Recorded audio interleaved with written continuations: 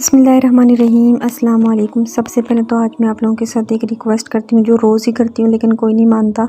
میری ویڈیو کو لائک کریں کیونکہ یہ ایک اسلامی ویڈیو ہے، اس میں لائک کرنے سے آپ کا کچھ نہیں جاتا، آپ کو ثواب ہی ملے گا۔ اور نمبر 2، میری ویڈیو کو شیئر کریں اور میرے چینل کو سبسکرائب کریں۔ کوئی نہیں کرتا، پلیز میرے چینل کو سبسکرائب کریں، میری ویڈیو کو لائک کریں۔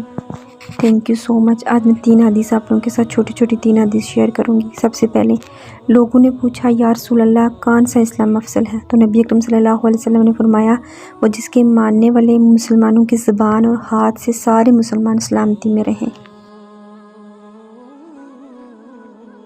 ایک دن ایک آدمی نے حضرت صلی اللہ علیہ وسلم سے پوچھا کہ کون سا اسلام بہتر ہے؟